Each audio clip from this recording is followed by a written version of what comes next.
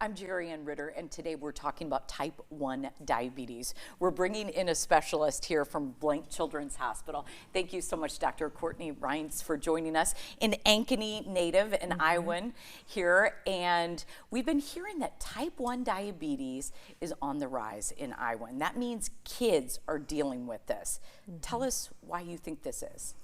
There's many different reasons that they're kind of thinking. The one is kind of autoimmune in general is on the rise, especially in the recent years with COVID. So we're thinking that's kind of playing into it, but definitely too soon to know for sure.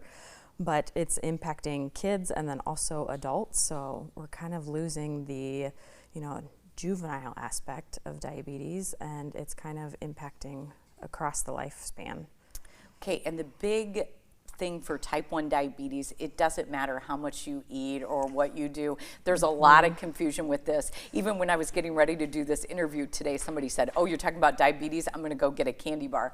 People really don't understand. What is it and what are the signs? Yeah, so type 1 diabetes is an autoimmune attack on the pancreas. So there's 5 different antibodies that we look at, and it goes in and attacks the beta cells in the pancreas, which is what makes insulin.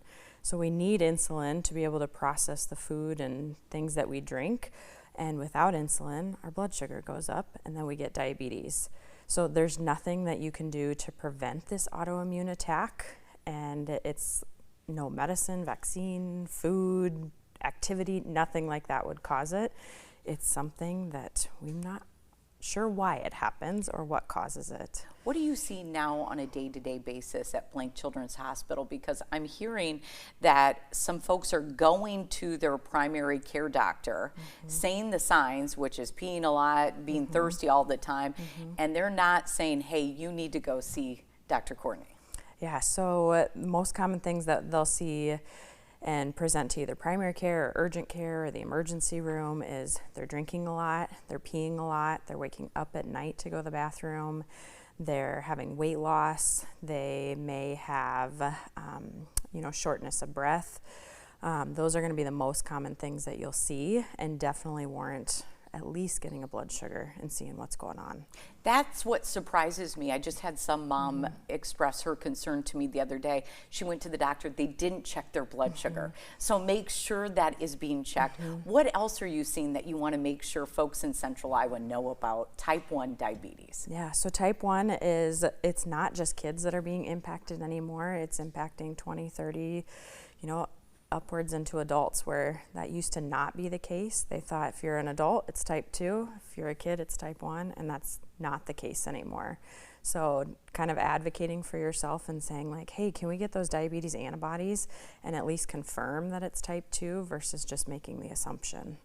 What is the cure for this? I wish I had a better answer for that.